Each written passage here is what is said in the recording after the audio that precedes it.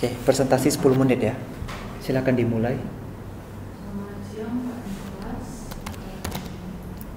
Suaranya boleh agak kenceng dikit. Selamat siang Pak Nicholas dan teman-teman sekalian. Izinkan saya memperkenalkan diri. Saya Dewi Kabul. Sebelum saya berkenalkan ini, pada seminar ini saya ingin mempresentasikan tentang pengaruh aktivasi investasi, arus kas, ROE, dan laba operasi terhadap harga saham lembaga keuangan listing di B tahun 2016 sampai 2022. Akan saya mulai dengan latar belakang di mana selama tahun 2016 hingga 2022 harga saham di pasar global mengalami fluktuasi yang terbilang signifikan. Pada awal tahun 2016 banyak sekali pasar saham di seluruh dunia mengalami volatilitas sangat tinggi. Karena kekhawatiran ini, maka pertumbuhan ekonomi seiring berjalannya waktu akan pulih dan menunjukkan tren kenaikan yang sangat kuat. Menurut Aswantoro dan Adinda Primar ini di tahun 2020, harga saham adalah harga di bursa saham pada saat tertentu yang ditentukan oleh pelaku pasar dan permintaan serta penawaran saham yang dilakukan di pasar global. Kemudian menurut Janina dan Sugiantoro di tahun 2022, harga saham adalah harga yang ditetapkan oleh perusahaan terkait dengan adanya penawaran dan permintaan pelaku pasar atas saham-saham terkait di pasar modal. Saya lanjutkan dengan flowchart PDB sektor keuangan perbankan selama 3-5 tahun terakhir. Di flowchart ini PDB sektor keuangan selama 2018 hingga 2022 seiring solidnya kinerja sektor eksternal perbankan di Indonesia yang menampilkan surplus transaksi berjalan pada tahun 2022 melebar menjadi 13,21 miliar dolar Amerika, sedangkan di tahun 2021 surplusnya mencapai 13,51 miliar US dollar atau sebesar 1,00% PDB, sedangkan di tahun 2021 mencapai 0,31% PDB. Secara umum, neraca pembayaran di 2022 masih mencatatkan surplus sebesar 3,99 miliar dan di tahun 2021 mencapai 13,46 miliar. Sementara itu, cadangan devisa Indonesia di tahun 2022 terpantau sedikit menurun menjadi 137,2 miliar, sedangkan di tahun 2021 mencapai 144,9 miliar US dollar. Kemudian akan saya lanjutkan dengan grafik perkembangan rasio defisit terhadap PDB di tahun 2016 sampai 2022. Pada tahun 2020 perkembangan rasio defisit mencapai 6,34%. Ini disebabkan karena dampak pandemi COVID, sehingga pemerintah pada saat bersamaan mengeluarkan peraturan pemerintah pengganti Undang-Undang Republik Indonesia atau Perpu Nomor 1 Tahun 2020 tentang kebijakan keuangan negara dan stabilitas sistem keuangan untuk penanganan pandemi COVID atau dalam rangka menghadapi ancaman yang membahayakan perekonomian nasional atau stabilitas sistem keuangan. Perpu ini diikuti dengan terbitnya Peraturan Presiden Nomor 72 Tahun 2020 tentang perubahan postur penerimaan anggaran pendapatan dan belanja negara tahun anggaran 2020 dari dokumen RUU APBN 2022 terlihat bahwa pemerintah masih merencanakan defisit anggaran pada PDB sebesar 4,85%. Dan berdasarkan pemaparan belakang di atas, peneliti tertarik untuk menguji kembali mengenai hubungan antara kepemilikan manajerial, ukuran perusahaan, profitabilitas, leverage, dan likuiditas terhadap pengungkapan CSR atau Corporate Social Responsibility. Penulis akan membuat penelitian dengan judul pengaruh aktivasi investasi, arus kas, ROE, dan laba operasi terhadap harga saham lembaga keuangan listing B tahun 2016 sampai 2022. Kemudian akan saya lanjutkan dengan rumusan masalah serta tujuan penelitian. Rumusan masalah yang pertama, apakah aktivasi investasi berpengaruh terhadap harga saham lembaga keuangan listing B? Yang kedua, apakah arus kas berpengaruh terhadap harga saham lembaga keuangan listing B? Yang ketiga, apakah ROE berpengaruh terhadap harga saham lembaga keuangan listing B? Yang keempat, apakah laba operasi berpengaruh terhadap harga saham lembaga keuangan listing B? Kemudian di tujuan penelitian, yang pertama untuk mengetahui pengaruh aktivasi investasi terhadap harga saham lembaga keuangan listing B. Kedua, mengetahui pengaruh arus kas terhadap harga saham lembaga keuangan listing B. Yang ketiga, mengetahui pengaruh ROE terhadap harga saham lembaga keuangan listing B. Dan yang terakhir, mengetahui pengaruh laba operasi terhadap harga saham lembaga keuangan itu sendiri. Kemudian saya akan lanjutkan ke bab 2, yaitu landasan teori, di mana saya menggunakan 2 teori. Pertama ada teori keagenan, yang menurut Dewi dan Suwarno di tahun 2002, teori keagenan adalah suatu kondisi yang timbul dalam suatu perusahaan, di mana pemilik sebagai pelaksana disebut agen dan pemilik modal sebagai prinsipal, yang mengadakan perjanjian kerjasama yang disebut dengan nexus of contract. Kemudian di teori sinyal atau sinyal teori adalah teori yang mengemukakan tentang bagaimana seharusnya perusahaan-perusahaan memberikan sinyal kepada pengguna-pengguna laporan keuangan. Teori ini berkaitan dengan asimetri informasi, yang mana menunjukkan adanya asimetri informasi antara manajemen perusahaan dengan pihak-pihak yang berkepentingan dengan informasi. Kemudian akan saya lanjutkan dengan variabel landasan teori variabel yang saya beri. Yang pertama ada harga saham. Dengan harga saham adalah nilai pasar yang terjadi di dalam perusahaan dan telah ditetapkan oleh pihak pasar guna menentukan permintaan dan harga saham berhubungan di pasar perusahaan. Dengan rumus EPS atau earnings per share sama dengan laba bersih dibagi jumlah saham yang beredar. Kemudian arus kas adalah suatu laporan keuangan yang menunjukkan arus kas masuk dan keluarnya uang pada suatu periode tertentu. Dengan arus kas sama dengan kas ditambah setara kas dibagi kewajiban laba dikali 100%. Kemudian ada ROE yang merupakan ukuran moneter yang terjadi dalam menilai kinerja keuangan suatu perusahaan. Dengan rumus on equity sama dengan laba bersih sudah pajak dibagi ekuitas pemilik saham dikali 100%. Kemudian yang terakhir adalah laba operasi, di mana hasil dari pengurangan laba kotor dan biaya operasi perusahaan. Dengan rumus laba operasi sama dengan laba kotor dibagi biaya operasi, atau bisa menggunakan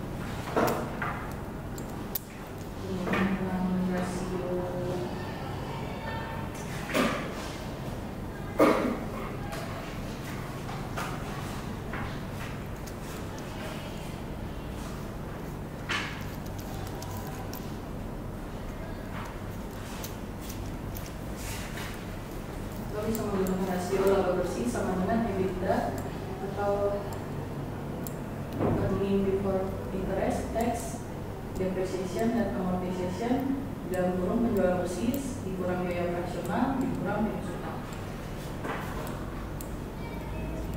Kemudian saya lanjut ke penelitian terdahulu, di mana penelitian ini meneliti tentang pengaruh aktivasi investasi, arus kas, ROE dan laba operasi terhadap harga saham lembaga keuangan ISTB tahun 2016 sampai 2022, yang telah menjadi fokus utama pertimbangan dalam pertimbangan yang kompleks. Penelitian yang dilakukan oleh beberapa peneliti telah menunjukkan hubungan signifikasi antara variabel tersebut dan perkembangan nilai saham perusahaan. Kemudian saya akan lanjut ke kerangka pemikiran. Adanya variabel bebas, yaitu aktivasi investasi sebagai satu, arus kas sebagai X2, ROE sebagai X3, dan alokasi sebagai X4, dan variabel terikat yaitu harga saham. Dari X1, dari aktivasi investasi terhadap harga saham,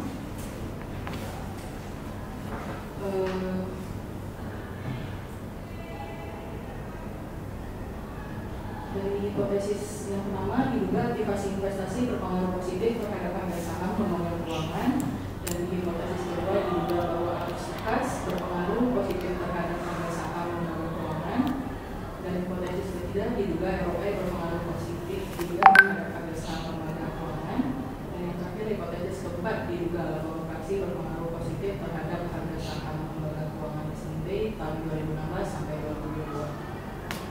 Ya, saya lanjutkan di bab 3, yaitu metode penelitian. Yang pertama, objek penelitian ini dilakukan pada perusahaan perbankan sektor keuangan SNB tahun 2016-2022 dengan analisis periode penelitian selama 7 tahun.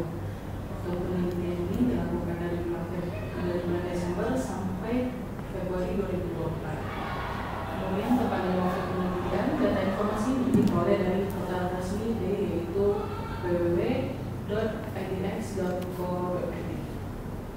dilakukan oleh peneliti pada bulan Agustus 2023 sampai dengan bulan Oktober 2022. Kemudian, populasi dan sampel peneliti menggunakan non-probability sampling dengan metode purposive sampling. Purposive sampling sendiri yaitu suatu teknik penentuan sampel dengan pertimbangan tertentu atau kriteria khusus. Dan kriteria yang sudah disajikan pada sampel pertama adalah perusahaan sektor keuangan tahun 2016 sampai 2022 listing perusahaan di Indonesia, dan yang kedua perusahaan sektor keuangan mempublikasi laporan keuangan secara lengkap, dan yang ketiga perusahaan sektor keuangan yang memiliki laporan positif. Jadi dari populasi dalam penelitian ini ada sebanyak 114 perusahaan yang terdaftar di BEI. Kemudian dalam penelitian ini ada 21 perusahaan yang memenuhi kriteria. Jadi semua total sampel ada 147 data. Yang terakhir yaitu metode penelitian. Jenis dan sumber data yang digunakan yang pertama ada uji pendahuluan yang terdiri dari uji deskriptif statistik. Yang kedua ada uji asumsi klasik yang terdiri dari uji autokorelasi, uji multikolonialitas, uji heterogenesitas, dan yang terakhir uji normalitas. Kemudian ada analisis regresi berganda dari uji global atau uji F, kemudian uji koefisien determinasi, dan yang terakhir kemudian hipotesis yang terdiri dari uji parsial atau uji B. Sekian presentasi dari saya. Terima kasih. Oke, silakan duduk dan siapkan alat tulis.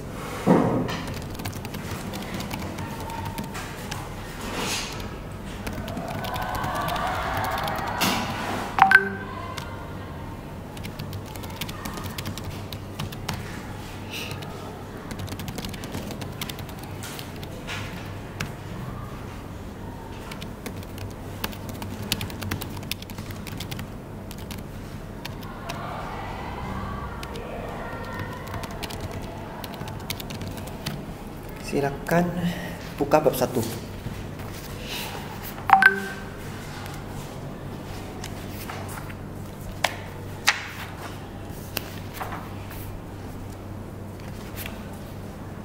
Kenapa langsung halaman 12 di situ? Harusnya halaman 1. Benar.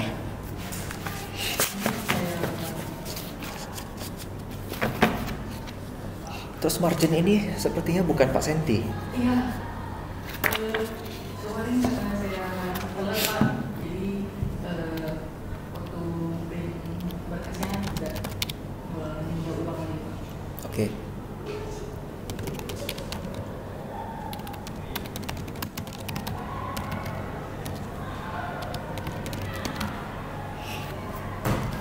Halaman 17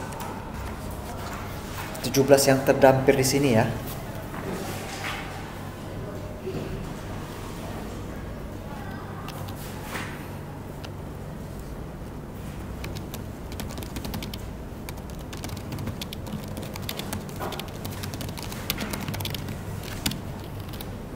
Di sana paling bawah, salah satu cara arus kas dapat mempengaruhi harga saham bla bla bla ya. Ada kalimat itu. Saya bingung kenapa kamu harus pakai pembahasan dividen di situ ya. Kalau memang arus kas ada ya udah. Kenapa harus dikaitkan ke dividen?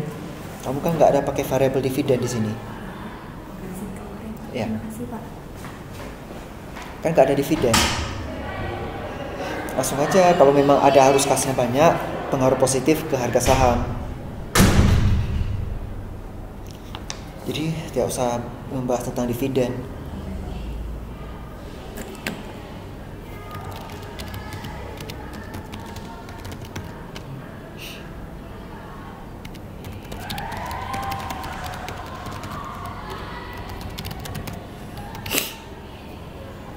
Halaman 17 sampai 19 itu kan kamu cerita satu-satu ya.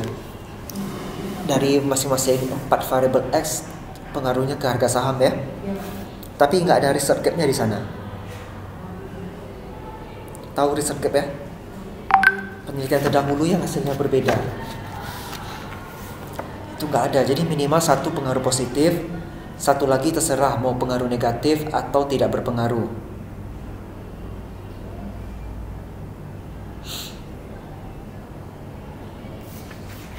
halaman 19 itu ada tulis berdasarkan pemaparan latar belakang bla bla bla. Sebelum masuk ke sana, jelaskan dulu apa yang membedakan penelitian kamu dengan penelitian sebelumnya.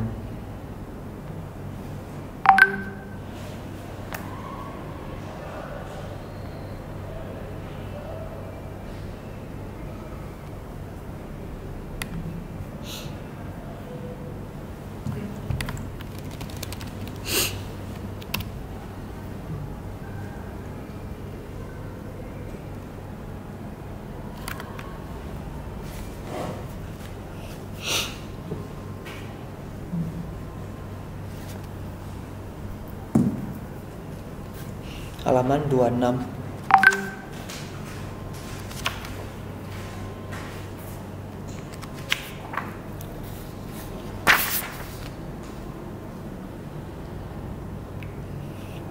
Itu kamu pakai variabel harga saham, tapi rumusnya pakai EPS.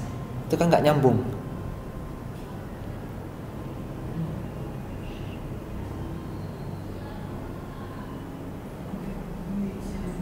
Harusnya apa rumusnya yang benar kalau untuk harga saham?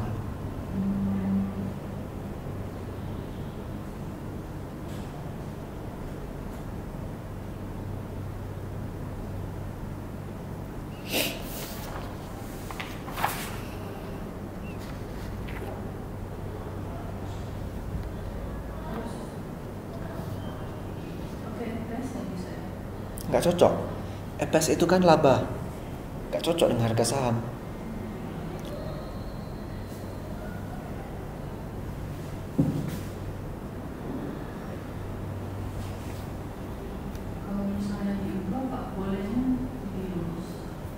Ya, harga saham 31 Desember biasanya dipakai. Kamu dapat dari mana harga saham harus pakai EPS?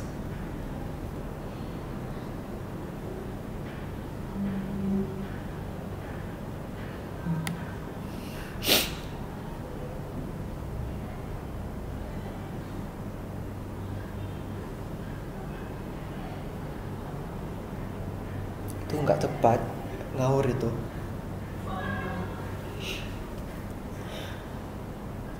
Halaman 27. Saya bingung, ini sebenarnya aktivitas investasi atau aktivasi investasi? Aktivasi investasi. Saya baru pertama dengar istilah aktivasi investasi. Maksudnya aktivasi itu apa?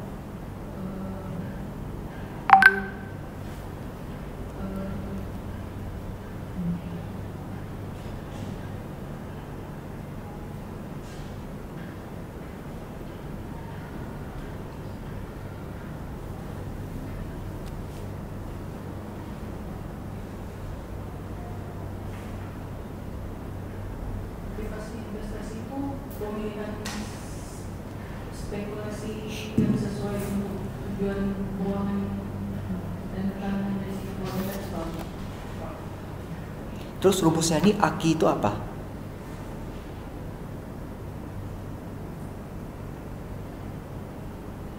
Sebenarnya kalau kita bikin rumus, kalau ada pakai simbol, bawahnya bikin keterangan. Nah, sekarang saya nggak paham AKI itu maksudnya apa? Ambilnya dari mana?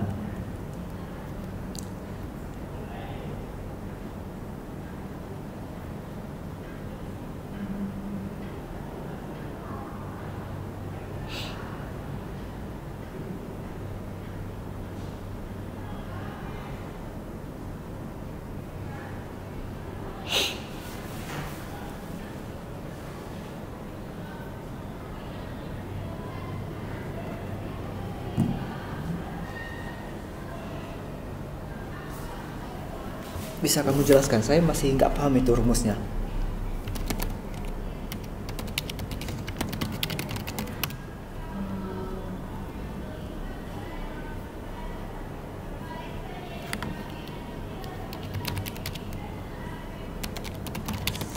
Seingat saya ya, Indonesia pengulangannya itu yang aki yang T di bawah itu tahun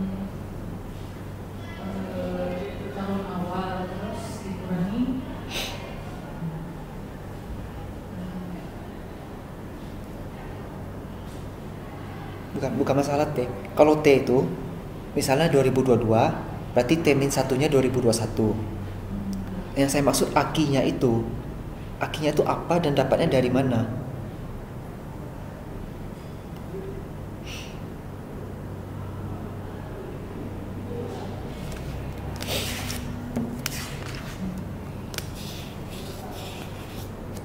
Nanti saya coba tanya sih.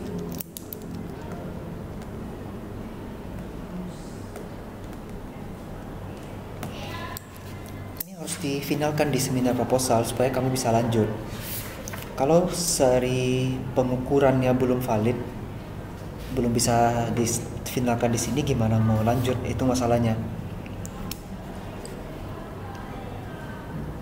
Saya harus tahu AKI ini apa, cara ngukurnya dari mana dapat datanya gitu. Apakah dari laporan keuangan atau ada dari sumber yang lain? Soalnya kan variabel yang lain kan semuanya dari laporan keuangan dan Yahoo Finance pasti dapat. Tinggal AKI ini yang saya masih bingung.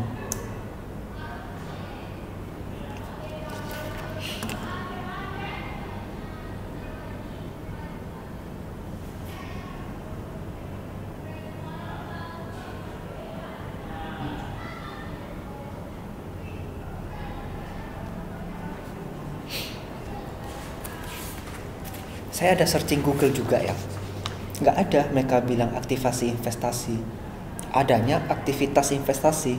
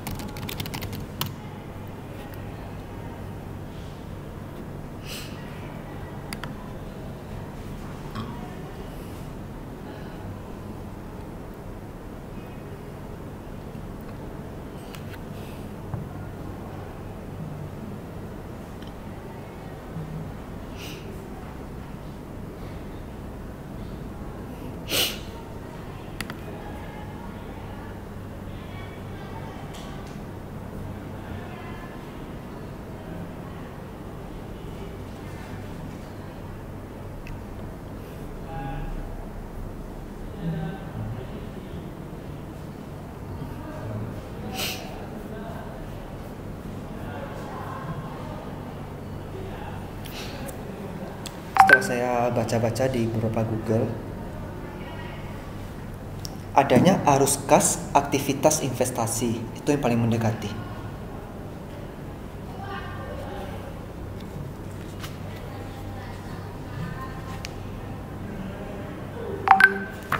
Di halaman 27 itu kan kamu ada ngutip dari Alam dan Membaka 2023. Saya cek di daftar pustaka, dia nulisnya juga aktivitas investasi. Kemudian Syahunan 2015.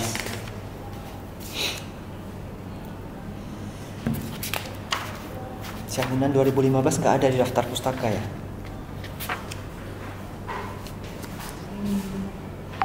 Jamil 2023 nggak ada juga. Oh ada. Dia pakai keputusan investasi. Ini kebetulan daftar pustakanya nggak sesuai abjad ya.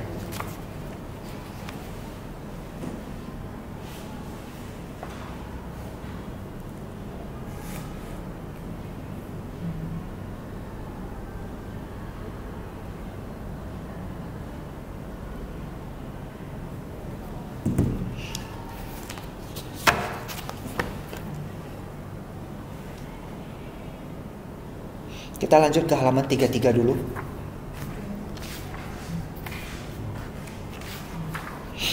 Tabel penelitian terdahulu. Biasanya kita tidak pakai metode. Terus di variabel itu ada X dan Y-nya. Sebutkan aja Y-nya di bawah, nggak apa-apa.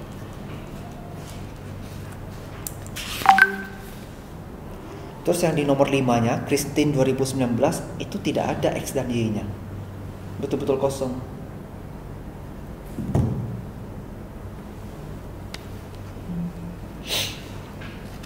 Halaman 41. Oh, sebelumnya ke halaman 35 dulu. Hipotesis. Yang pertama tuh 2.3.1. Yang kedua 2.3.2 nomornya. Lanjutin sampai bawah ya. Yang hipotesis pertama itu 2.3.1. Ya. Halaman 41.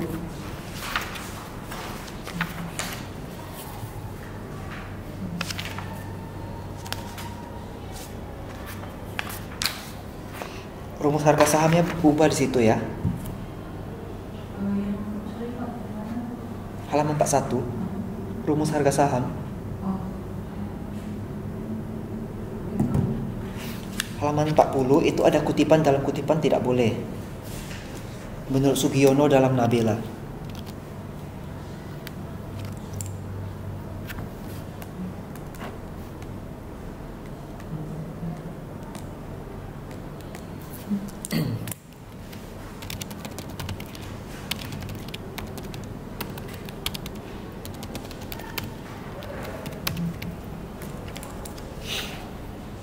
Halaman 42. Sebenarnya kamu mau pakai tabel atau tidak mau pakai tabel? Itu kan hanya mengulang aja. Biasanya pakai tabel. Nggak usah. Halaman 44. Uji multikolinearitas. Dia tidak pakai sistem H0 HA. Dia langsung VF di bawah 10 berarti itu aman. VF di atas 10 berarti terjadi multiko gitu. Jadi nggak ada istilah hipotesis. Halaman 46. Uji F ya. Itu ganti uji linearitas dalam kurung uji F.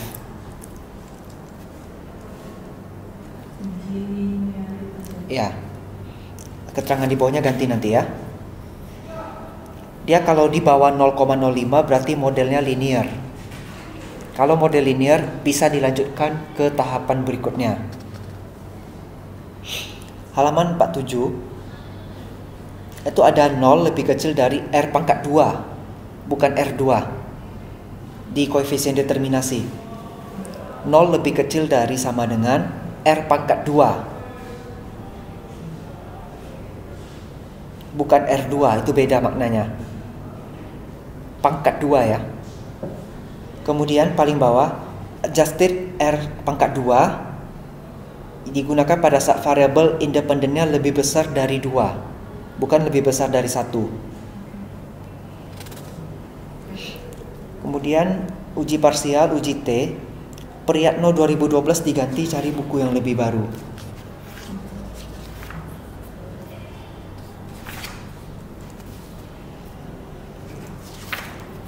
Daftar pustaka urutkan sesuai abjad.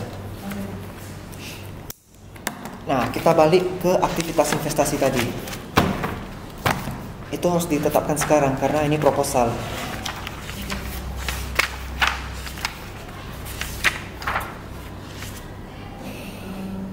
Berarti harusnya saya ubah aktivitas investasi.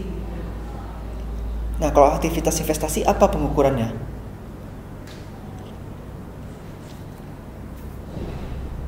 Kamu harus cari lagi jurnalnya kan kalau begitu. Iya, Pak.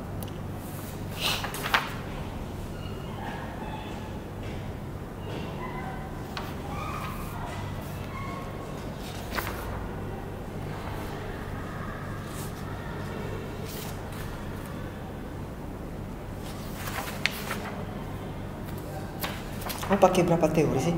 Ada agensi, ada sinyal ya. Iya, Pak. Kemudian di halaman 25 tuh ada teori kontrak.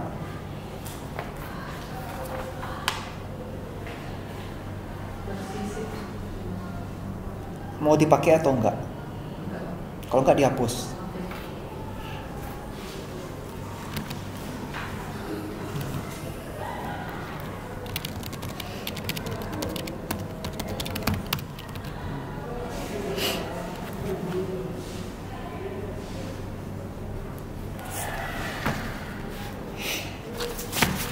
Ayo, gimana tuh masalah aktivitas atau aktivasi investasi, lalu pengukurannya bagaimana?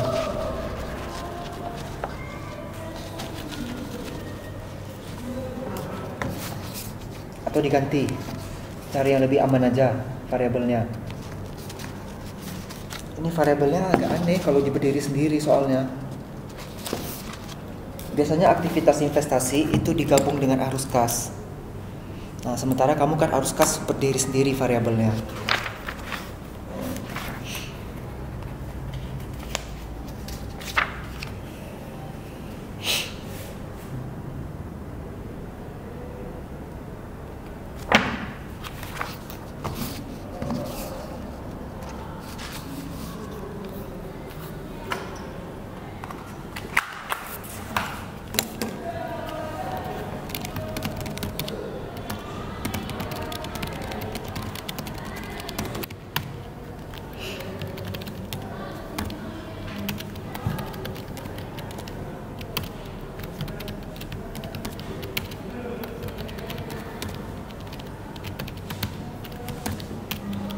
Belum bisa buat keputusan.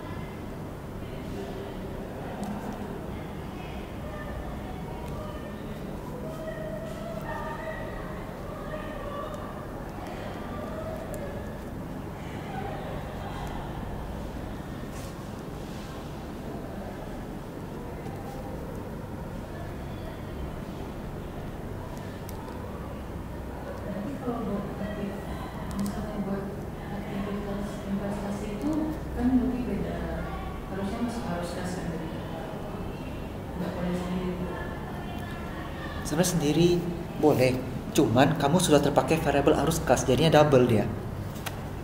Tidak boleh dua variabel X yang sejenis.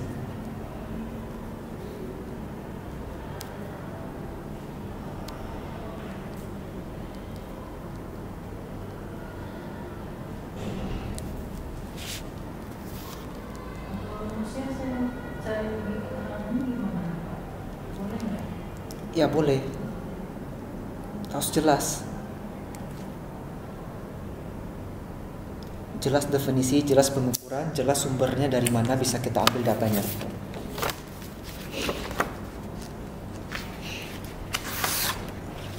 Atau kamu boleh juga ganti variabel yang memang udah pasti ada jurnalnya, ada datanya, daripada yang aktivasi investasi nggak jelas gitu kan. Jadi nanti makin lama selesainya.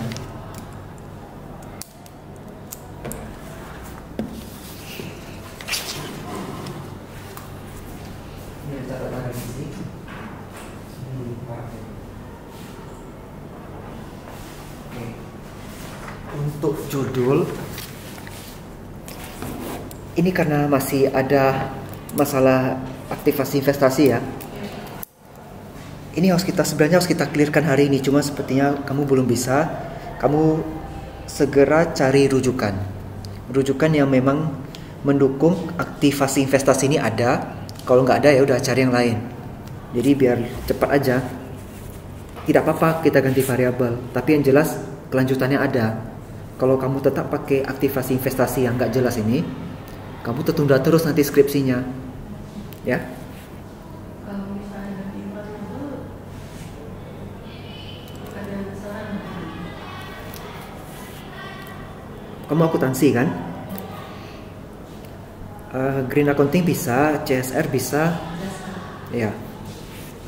Yang penting jurnalnya ada. Latar belakang oke ya, tidak ada masalah. Rumusan masalah oke. Tujuan oke, hipotesis tadi gimana ya? Oh, hipotesis oke ya. Variabel penelitian satu itu masalah, dan itu sangat penting sebenarnya ya. Alat ukur yang lain oke, tinggal yang aktivasi investasi ini yang masih belum jelas ya. Populasi dan sampel.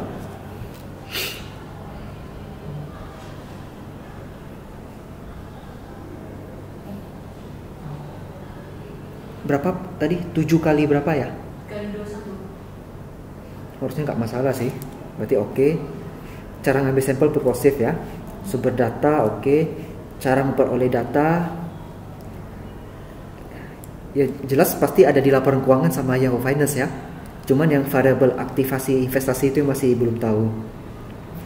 Teknik pengolahan analisis oke. Kajian literatur.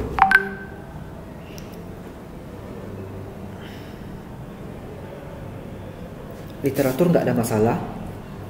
Penelitian terdahulu, riset gap belum ada satupun. Itu harus ada. Hipotesis ya, Pak? Hipotesis iya. Di bab 1 juga iya. Bab 1 yang tadi di halaman 17 sampai 19. Cuman ini nomor halaman pasti berubah lagi nih ya. Karena harusnya mulai dari 1 tadi.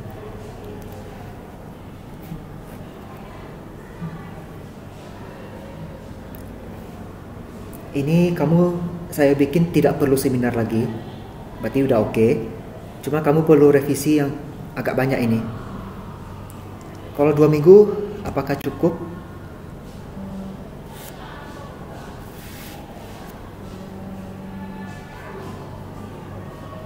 Dua minggu 21 Desember ya. Kalau sama saya lewat email aja nggak apa-apa.